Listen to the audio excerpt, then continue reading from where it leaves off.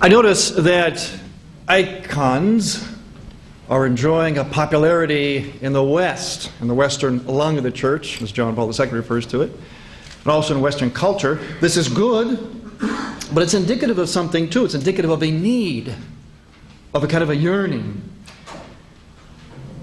Iconography actually is the official art of the church, East and West. It always has been. It's just that in the West, it took on its own kind of development, but when you look at that development, you see the source. It's sort of a telescoping kind of process into Western forms of art, but out of the source of iconography. And iconography is not a craft. It's not a lacquer box. It's not something you stick on the wall. It's not a picture. It's not even a holy picture. Rather, the wall was made for the icon. Iconography, I think, needs to be rescued from a certain aspect of the popularity that it's enjoying now and put back, rather, in its context. Iconography is the quintessential integrated art form. That is its genius. Integration. It's a sophisticated art form, speaking as an artist, highly sophisticated. It's integrated in that it rests in the tension of paradox. Iconography is, as we heard from Father Taft today, naturalistic. At the same time, it is supernatural. It's emotional, packed with emotion. At the same time, it's theological. It's not either or. It's both and. It's an art and it transcends art all at the same time. It follows rules and it breaks those rules. It's extremely conventional, at the same time outrageous. Not either or, both and, always. It's prayer, and it's also very non-romantic and non-ethereal work. All at the same time. It always remains beyond the artist. It is greater than the sum of its parts. And whenever I'm introduced as an iconographer, it's a very humbling introduction, because I can scarcely call myself an iconographer.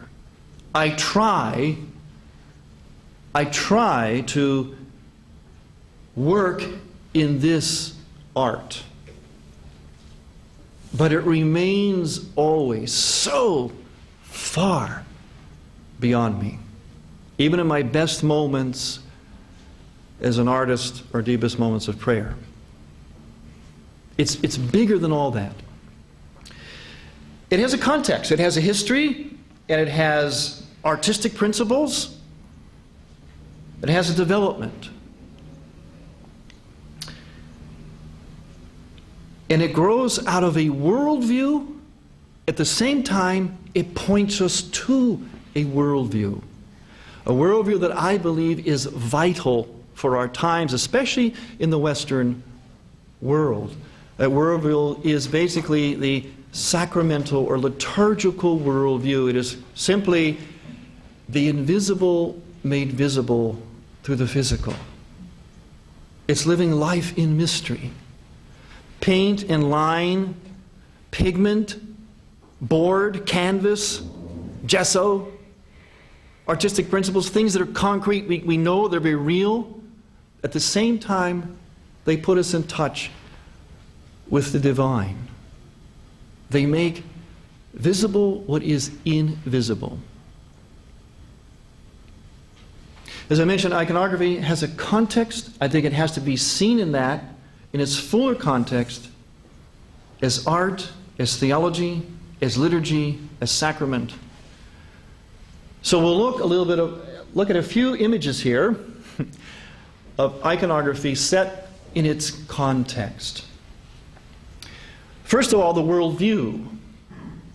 Basically, civilization developed under two worldviews, the Eastern and Western worldview. The Eastern worldview, the starting point is the utter transcendence of God. His utter inexpressibility, the fact that we cannot express it, he's ineffable, inconceivable, we say in our prayers. The utter transcendence of God is the starting point for the Eastern mind. In the Western mind, the starting point is man as he strives towards God. So the Eastern mind, the transcendence of God, heaven, symbolized by the dome, heaven that is bent down, it sort of God condescends to earth. Earth represented by the four corners, the cube. So we have an intersection of a dome and a cube, the intersection of heaven and earth expressed in the very architecture. And iconography, although yes, it's a painting on a board, at the same time it's set in a context, it is wedded with the architecture. In the West, as I mentioned, man striving towards God, fundamentally different approach, complementary approach. And so what developed was the motif of a verticality, the spires and the long verticality we see in the cathedrals of Europe, Notre Dame and so on, the splayed arches and that tall linear verticality. The accomplishes of man is a point to God, both complementary ways of arriving at the same thing.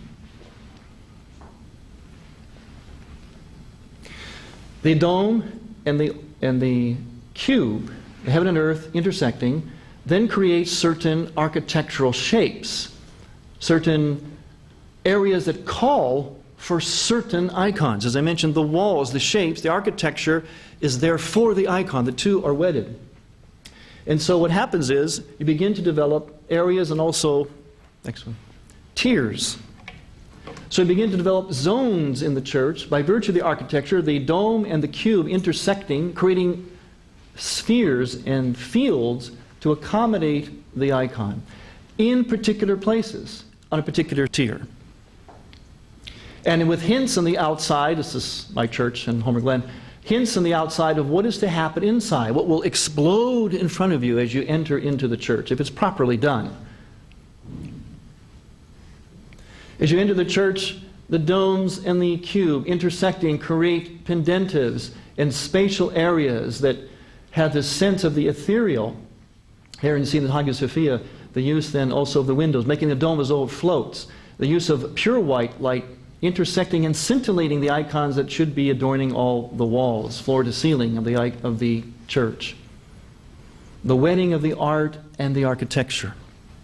My church in Homer Glen, using the pure white light, not stained glass, but white light that comes in and creates the scintillation and kind of ethereal sense, especially when it's filled with incense, as my deacons love to do.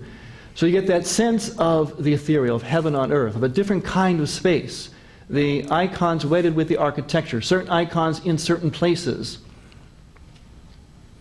The zoning, as you look up into the ceiling of the church, as you come in, and I love to watch visitors as they come in and say, "Father, can we see your church?" Sure. They walk in there and it's like, oh my gosh, like this. Because in the ceiling is this looming Pantocrator. This is in my church. It's 13 feet across, which is just part of the whole icon of the heavenly liturgy. They'd be all surrounded by angels. It's actually about a 40-foot wide ceiling, single icon of the heaven on earth. The mirroring of what happens in the liturgy. And people walk in there and they're immediately struck by this sense, this overwhelming sense of the Pantocrator, which must be in that spot and must be the dominant icon in the architecture. Iconography goes in a church, in the murals, it goes in terms of the size, in terms of the importance. So you have the Pantocrator, the Christ all-powerful ruler, in the very ceiling of the icon. It kind of looms over you as you enter into the church. And iconography, as I said, it's integrated. It's a system of paradox. It's integrated. Here you have this awesomeness of God, the righteous judge and the lover of mankind, a God that almost scares you. You approach with the fear of God, as we say, at the same time, a God who, when you look closely at it, is very tender and loving. The righteous judge and the lover of mankind, all at the same time. That's the genius of this art form. Into the sanctuary, here the tabernacle, hovering above the tabernacle. Father Tapp referred to this icon this morning. The Platitera, more spacious in the heavens. He whom not even the universe could contain is contained within the womb of a virgin. She is the mystical tabernacle. So she's prescribed, this icon is prescribed to hover over the tabernacle of the altar in the sanctuary of the Byzantine church. The second most dominant icon in size and in location in the church. In the table of preparation, the proskymedia, Christ the bridegroom icon, one of the prescribed icons for this area. The Christ the bridegroom, the nymphos. In other words, in the process, being prepared for the wedding feast of the Lamb that will occur in the Eucharist. The bridegroom being prepared to consummate the mystical marriage between the bridegroom Christ and his church on the altar of sacrifice.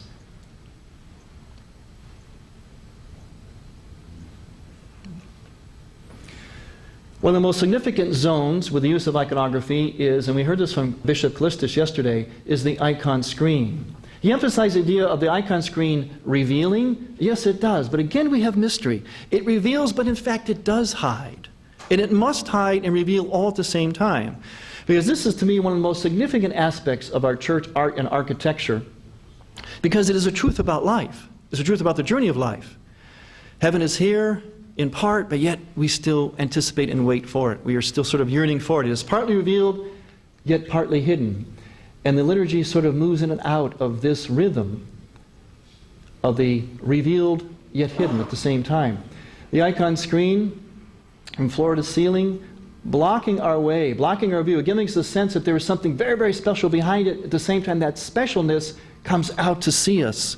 It comes out towards us in the frontality of the icons that are on the screen. Iconography, as I mentioned, has a history to it. You go back early into the catacombs, notice something here. Notice how the different architectural areas are decorated with the use of the red bordering. The early Christians used the art form of the pagan art at the time, which was largely naturalistic and very symbolic. One of the most common themes was Christ the Good Shepherd, with basically painted as one of the gods, one of the Roman gods, with the beardless young man. Again, very naturalistically portrayed, a very common theme. And again, the division of the architectural, the bordering of the architectural area here with the red bordering, the earthy red bordering that you're going to see throughout all of iconography to this day. The Good Shepherd and the lambs.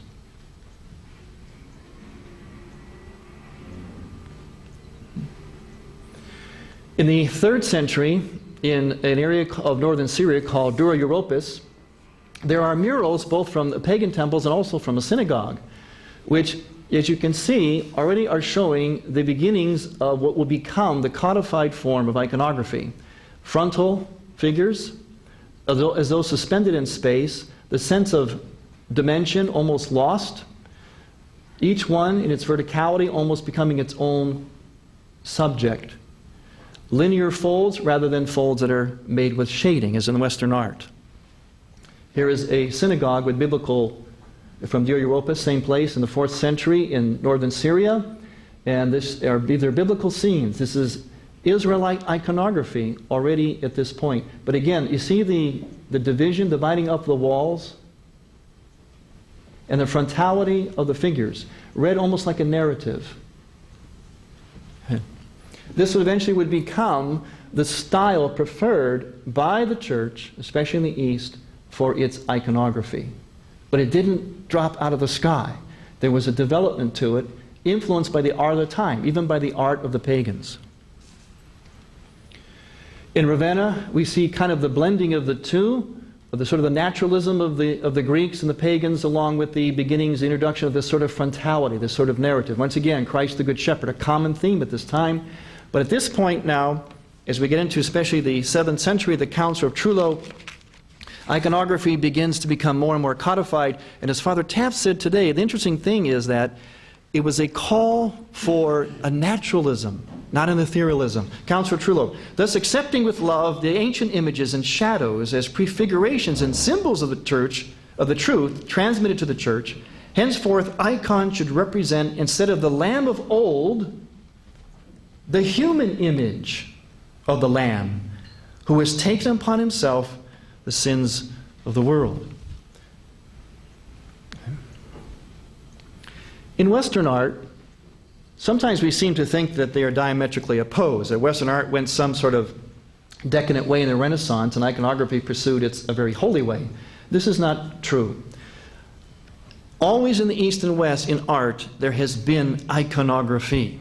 And in the West, especially exemplified by Michelangelo, you had an attempt to portray the fruits of the incarnation by a kind of a suprasensual representation of the human body in its natural form. The idea behind this being, the iconography behind this, is that the human person in its totality, even its gendered form, was redeemed by God.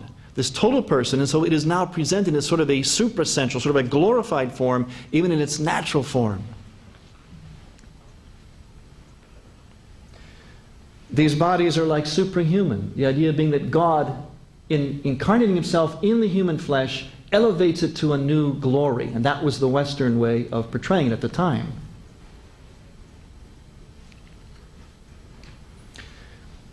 Adam and Eve, Adam and Eve. You see in the West, the fully portrayed figures, the person glorified in all of its form, even its gender. In the East, you see gender, but much more understated and downplayed. Why? Not because of a prudishness or because this is holier, but because this iconography ultimately points to the eschatological dimension or state of being. You know, the person deified in heaven. We're seeing it as though they are deified in heaven, or Adam and Eve before the fall. In the West, they did it by showing taking what is natural and bringing it to its ultimate glory in its representation. Iconography is not without some naturalism, as he mentioned, as you can see here.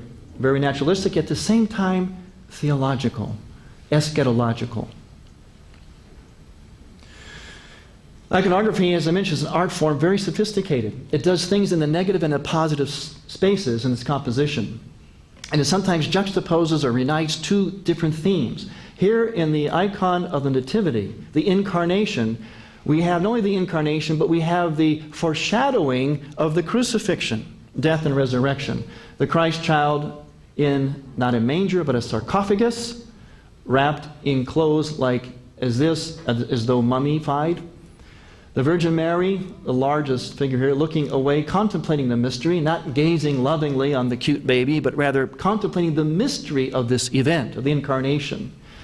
The arrangement of the figures in the Incarnation always puts in the composition, and iconography works subliminally. It works negatively as at the same time as positively to really hammer home the point. The foreshadowing of the death and resurrection of Christ that we see here is also done subliminally by the composition. See, in a composition, the artist works your eye in a certain pattern, kind of moves your mind's eye through the composition. And this composition, and most of them in the Nativity of Christ, Incarnation, is done with a strong verticality, which is then offset by a horizontal motif using the lining up of the angels. So there's this sort of subliminal cross that overshadows the manger. Christ on the cross. What iconography will do as an artistic form, and remember, some of the artistic principles themselves are part of the mystery. The art is, in fact, part of the prayer. It's not just the meaning, but it's the use of the artistic principles, especially when they are done well. You know, nowadays, so many people say they're iconographers, and I meet somebody practically every day. They say, "Oh, you do icons, Father Tom?" "Yeah, I do icons too." And,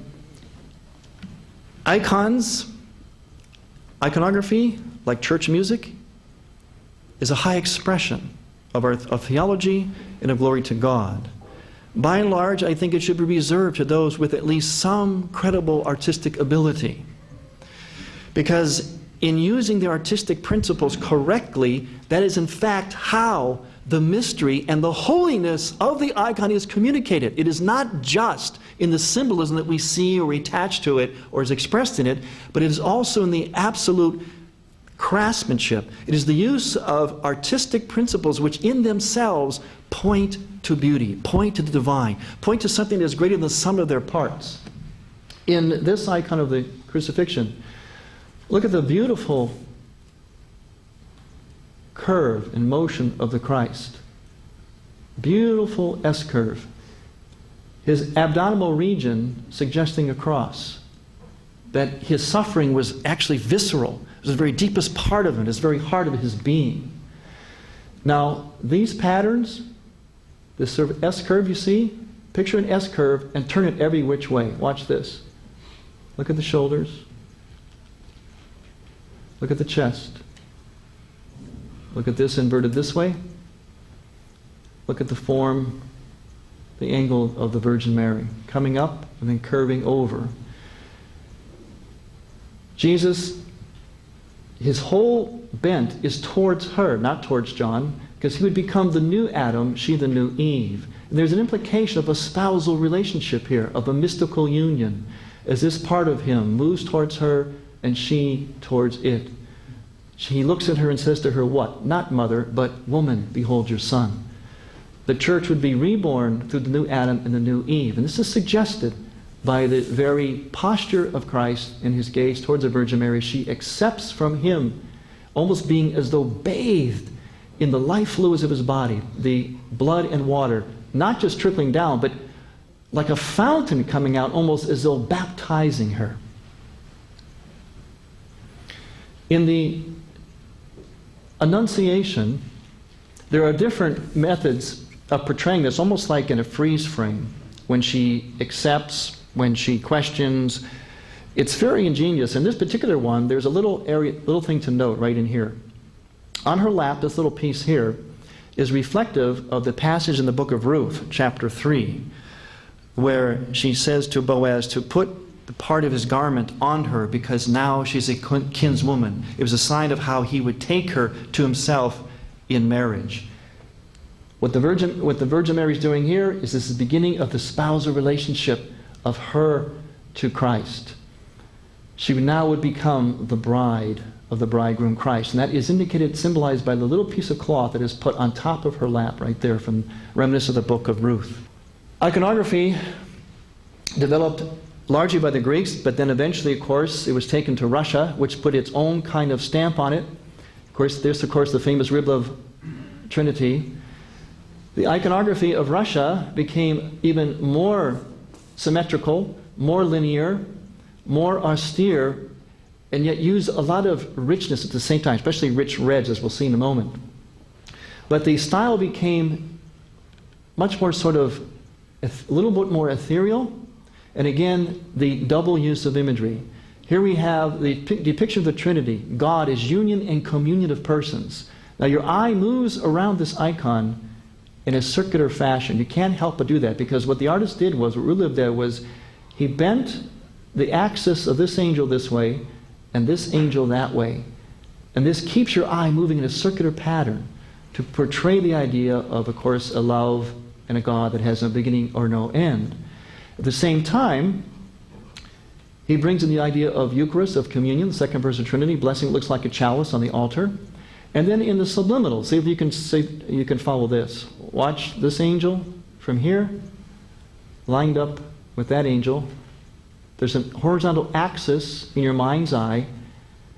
And as you go down the contour of this angel, up the contour of this angel, what do you see? Da Vinci Code. You discovered it. Proof positive, Jesus was married. The hidden chalice, yes. Very clever. In the subliminal, in the what we call in art, the negative shape or the subliminal shape, and in the positive, you hammer home the idea of a union and communion of persons, a God who is community yet one.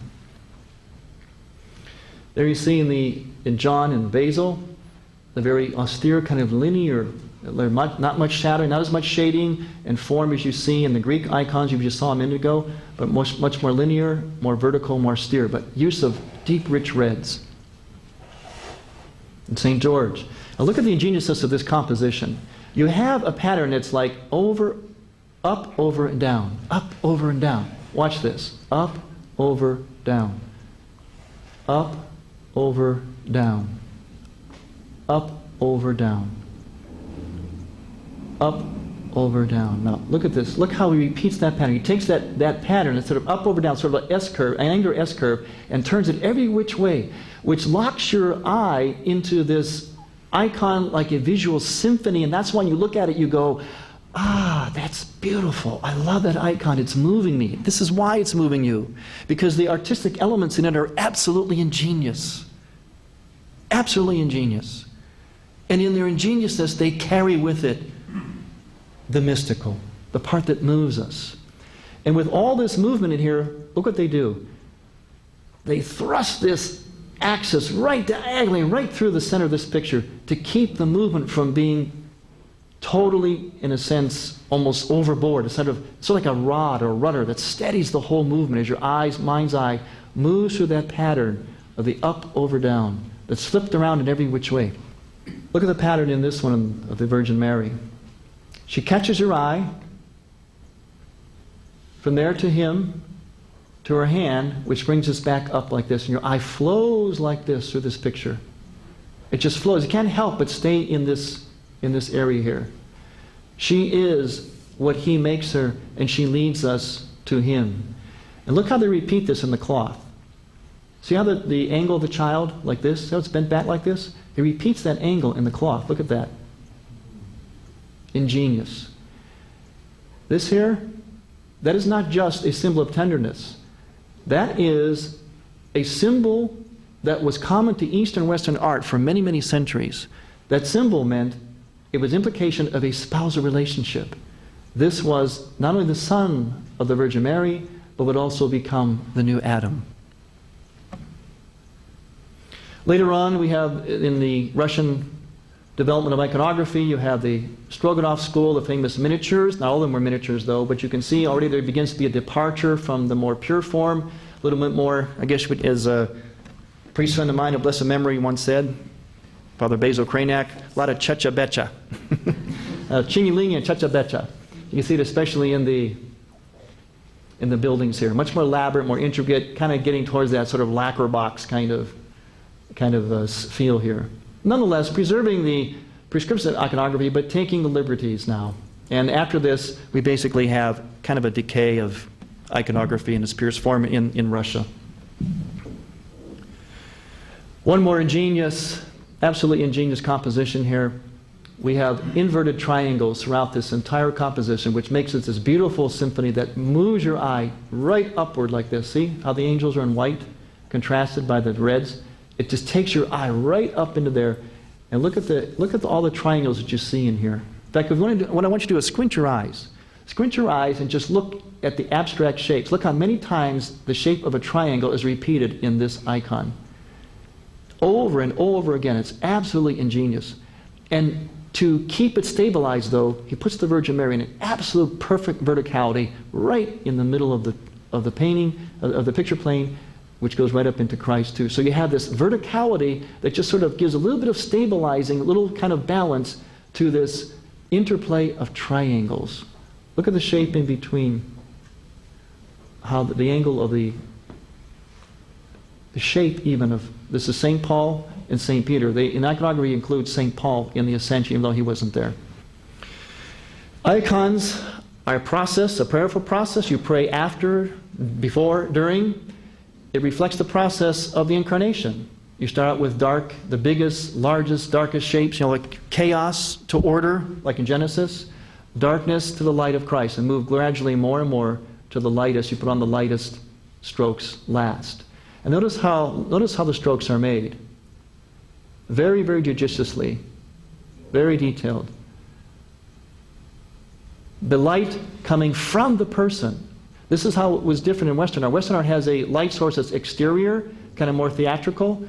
Iconography, the light comes from the person, because as if you're painting the person as though divinized. The detail work in the hand here, the IC. Look at the brushwork here. Thin strokes, very judiciously, moving from dark to light, in what's called a kind of a chiaroscuro.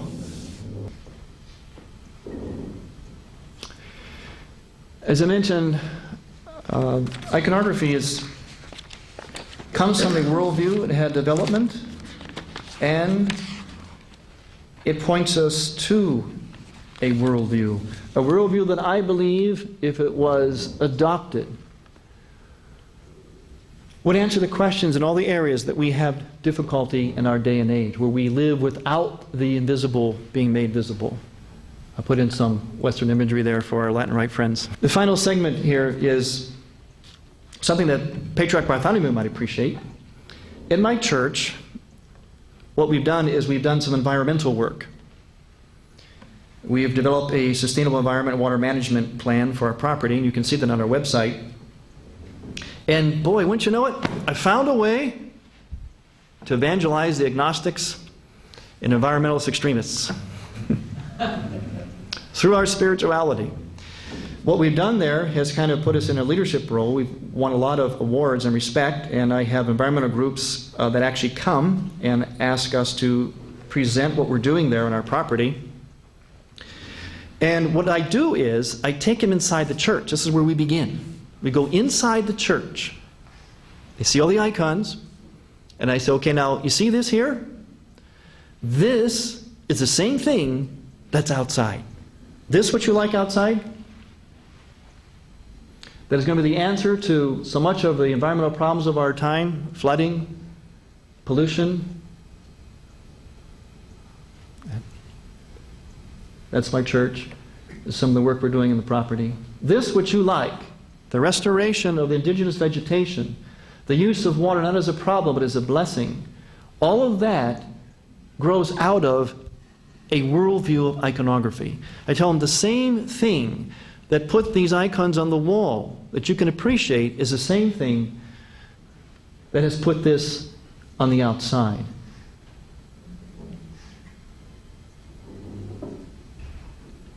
As I mentioned, iconography, I believe, is more than just a painting on a board. It's more than just a craft. It's more than just a hobby. It's more than just something sentimental. It is something that came from a worldview, and it points us to a worldview that can, in fact, affect every aspect of the world today, because it is simply the invisible made visible through the physical. I tell the people, when you see these icons in the church, if we didn't have these icons, if we didn't have this spirituality, we would not have done this. At least not in the way that we've done it. So when you walk into the church, you should be overwhelmed, entering into the heaven on earth. As you walk into a field of flowers, of natural vegetation, so too when you walk into a church, you should walk into a field of heaven on earth, of everywhere you look. This is some scenes from my church inside that I painted. Again, you can see the architectural areas, the areas such as where the pententives are, formed by the dome and cube intersecting, calls for the four evangelists, as the third major element, and so on. Here's part of the heavenly liturgy going around the ceiling. There's the nativity icon, the transfiguration, etc. There you get the bigger part of the ceiling. That was the pantocrator you saw earlier. Personally, I work a lot in evangelization in the church, and personally I believe that the Eastern Church evangelizes precisely by the lure of its overpowering beauty, as we heard from Bishop Callistus yesterday. Beauty means it invokes.